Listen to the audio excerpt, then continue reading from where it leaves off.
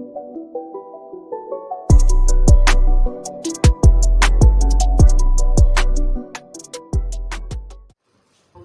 sekaligus penyampaian materi oleh Pak Kadis dari Bapak.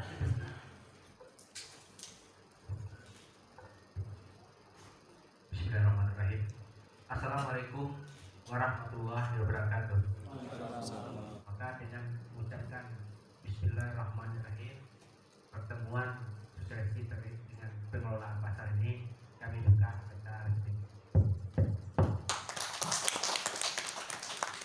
Pelaksana beserta staf dan yang hormati Bapak, dari Ibu ya, Bapak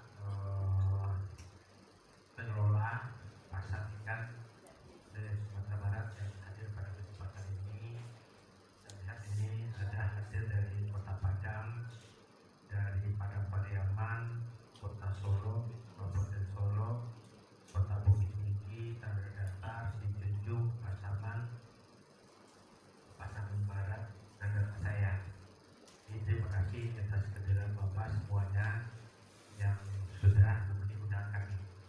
Ini Pak, kita lihat sama-sama. Kalau bangunan pasar kita sudah ada yang begini tidak? Sudah. Tapi bersihnya ada begini tidak? Belum. Ya, lanjut. Ini yang kita maksud Pak. Lanjut. Nah, ini pasar tradisional kita nih gambarnya. Masih tercampur, apa? Nah, lanjut.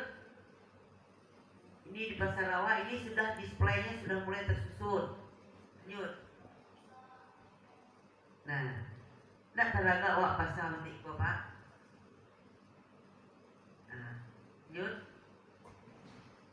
Nah, ini dibersihkan terus oleh petugas. Jadi dia kering lantainya. Ya, lanjut.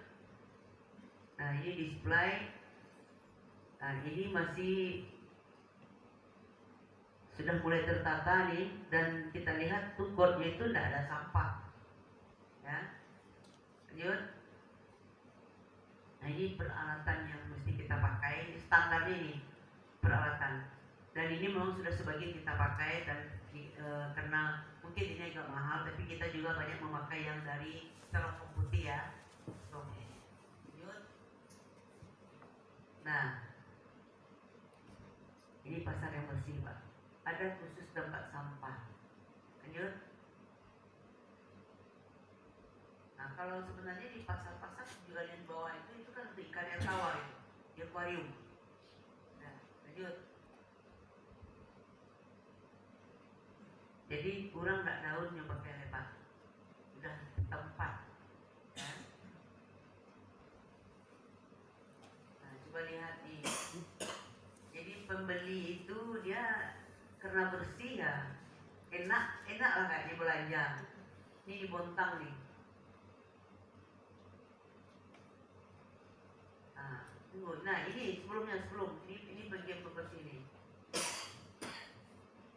Yang pakai tadi ibu-ibu. Nah, ini sebenarnya standar untuk cereme. Dan juga kita dapat di pasar itu pakai plastik aja kan.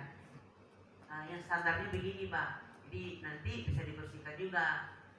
Nah, lanjut. Nah, ini tugas kebersihan. Terus, nah ini sarung tangan untuk tugas kebersihan juga. Lanjut ya. Nah, ini pasar tradisional. Ini cara displaynya. Jadi walaupun mungkin pasarnya belum cantik, tapi perubahan pola pikirnya sudah mulai ada. Ya, lanjut. Nah, ini pakai cereme ibu-ibunya. Lanjut. Nah, ini contohnya yang bukan yang betul ya Pak, ini yang salah. Bisa lihat, tidak boleh itu duduk dan kakinya sama dengan ikan. Pemahaman kita kebersihan itu adalah sebagian dari iman. Lanjut. Nah, ini orang pembersihan kering ini. Terus, nah itu yang pembersihan basah yang pakai semprot biasanya. Pasar itu sebenarnya harus pakai pembersih semprot itu.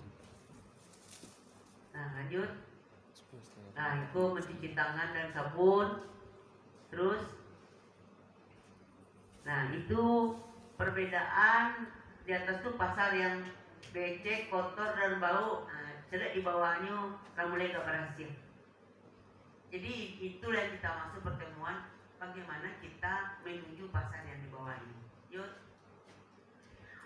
Nah, ini terakhir gambar.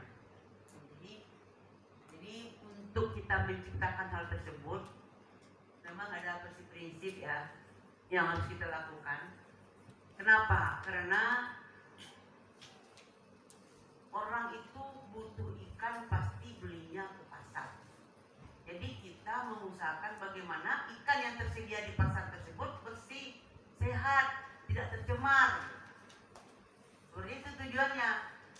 Dan semakin lama, ini konsumen ini semakin meningkat ya.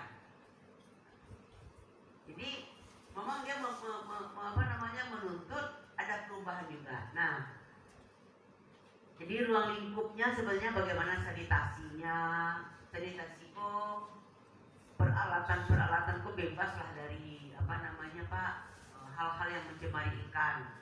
Sebenarnya kayu itu tidak bagus untuk ikan tidak bagus, tidak untuk standar. Yang standarnya memang ada tetelannya gitu, yang nanti tidak ikan ya. Jadi gini, kalau ada alat-alat yang mudah melukai ikan, beko bakteri-bakteri lain itu yang mudah masuk, sebenarnya itu berisiko. Jadi carilah alat-alat yang tidak mudah melukai. Kita lihat makanan-makanan yang berkulit pun diperlakukan orang dengan baik. Ini ikan itu kan ada dikuliti lagi pada umumnya. Di kulit-kulitnya makanya itu sangat penting memelihara bagaimana ikan ini dalam kondisi baik diterima oleh masyarakat.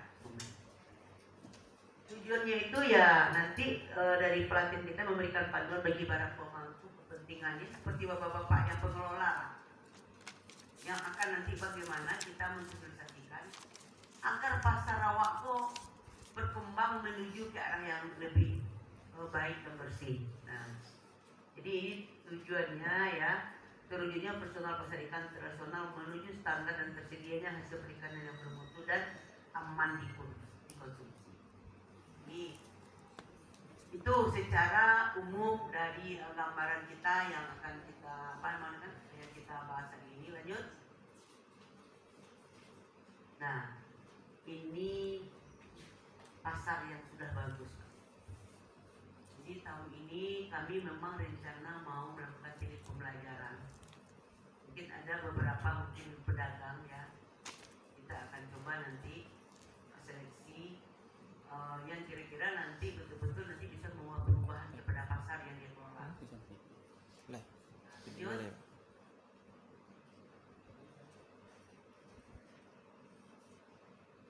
Nah, ini latar belakang sudah saya sampaikan tadi. Kenapa kita harus menuju pasar yang baik, Bapak? Lanjut. Nah, ini juga sampai di sini kira-kira kita sepakat nggak Pak menciptakan pasar ini? Tunggu dulu nanti bagaimana cara susahnya ya.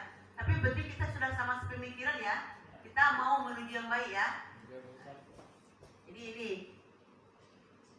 tujuannya itu ya kualitasnya, kalau kualitasnya bagus, harga tinggi, meningkatkan minat belanja, meningkatkan pasar dalam negeri, mengembangkan pusat info dan ajang promosi. Lanjut. Nah, ini tantangannya itu ke depan ya, potensi perikanan Sumatera Barat yang sangat besar. Kita banyak ikan lah, potensinya banyak. Gaya hidup orang ini semakin menjadi modern. Pasar menjadi tujuan utama berbelanja ya. Ya, lanjut. Nah, ini Pak, tujuan kita bersama bagi Bapak yang terlibat dalam pengelolaan pasar bersih, aman, dan nyaman. Itu tujuan awak. Lanjut. Nah, ini kalau awak membangun pasar nanti memang harus ada acuan teknis Pak. Harus ada acuan teknis baa warna dindingnya, baa permukaannya gitu ya. Artinya kalau dinding permukaan prinsipnya harus mudah dibersihkan. Itu prinsipnya. Terus terang. Akan dulu kadang-kadang awak membeli warna, ini kok kumuh aja warna terang mana nampak kumuhnya. Enggak, kalau terkait dengan makanan itu harus terang. Kan ada kita prinsip kan, awak suka tapi itu suka kumuh lantainya dikira putih kan, nampaknya kumuhnya kan gitu kan. Nah, yang namanya untuk makanan memang itu standarnya harus cerah ya. Nah, lantai ini tahan terhadap minyak ikan supaya kalau lemak-lemak kuma nempel, foto-foto lampu cuk lu menempelnya. Nah, jadi bahannya lantai itu yang istilahnya mudah juga dibersihkan. Tidak menempel pun kalau disiram gaya larinya. Apalagi kalau ada pori-porinya gadang lantai kok Pak, menyerap kan? Nah, itu tidak disarankan. Nah, warna terang, kedap air, tidak berpori ya, ini yang saya sampaikan. Keramiknya juga tidak licin, terjatuh lawa beko. Ada kemiringan.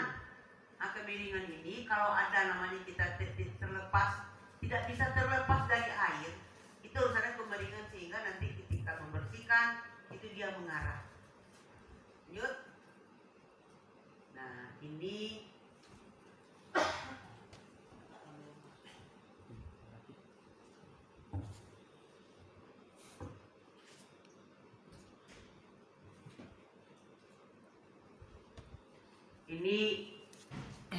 pasar tradisional ya Pak ya. Ini pasar modern. Jadi yang akan kita tuju itu kalau pasar awak ini kondisinya becek, kumuh, kurang tertib atau semrawut, nanti harus tercipta bersih, nyaman dan aman ya. Untuk bisa menciptakan itu mesti terintegrasi. Dan harus ada sistem ya. Nanti jatuhnya ada SOP gitu. Ya, lanjut. Nah, apa langkah-langkah? Ini Pak, langkah-langkah yang mesti kita lakukan. Dan harapan saya ini memang bapak-bapak nanti menjadi pion. Ya, kalau dari petugas nanti kami juga ada informasi. Tapi sekarang petugas-petugas di daerah nanti punya teman, ya bapak-bapak pelaku lah, bapak-bapak pengelola lah, untuk bisa berpikir atau sependapat, berkomitmen untuk melakukan perubahan ini. Lanjut, ini misalnya kalau untuk kurang menunjang ya, ini memang dari fasilitas perlu peningkatan manajemen. Nah, ini termasuk pembinaan ke pedagang, peran aktif pedagang dan institusi terkait dalam penataan dan pengawasan. Ini cemaran mikroba ya. Sudah terjadi cuy sumber air bersih karena tidak tersedia, nak dulu di pasar. Padahal air itu perlu. Nah, ini termasuk di manusianya, karakternya, komitmennya secara kolektif ini lemah, pengetahuan juga lemah dan pembinaan juga kurang. Itu dari kepatuhan. Nah, ini CBIB ini sanitasi ini adalah bagaimana ini penyerapan rantai dingin masih kurang di awak. Artinya dan rantai dingin lokasinya kok bukan rantai kok dingin, tapi setiap proses ikan tuh mulai dari pinggir laut sampai bak es dingin. Kenapa dingin? Karena di dingin itulah pertumbuhan bakteri pun tidak capek. Jadi kalau tidak dingin itu capek musuh. Nah, ada peralatan yang ada pun sebenarnya kita masih kurang persyaratan, memenuhi persyaratan dan penerapan sanitasi kita masih lemah. Nah, supplier belum menerapkan kemampuan penelusuran ini lebih jauh lagi nih Pak. Ini lebih jauh lagi ya. Artinya gini Pak, satu itu ikan nama suat, bagi pengelola pasar itu harus tahu dari mana ikan kok yang kita makan. Ya. Nah, ini strategi pemasaran. Nah, ini penataan perbaikan pasar itu Pak, mungkin dari struktur dan kondisi pasar keseluruhan bangunan tadi ya, bangunan, terus kebersihannya, jumlah airnya cukup enggak, drainasinya bagus enggak, sampahnya terkelola tidak, terus juga keamanan dari premanisme Pak, pungli, dompet, karena tadi ada bersih, aman, nyaman. Nah, atau pasien transaksi atau komitmen penjualan dan harga ini memang ini pedagang itu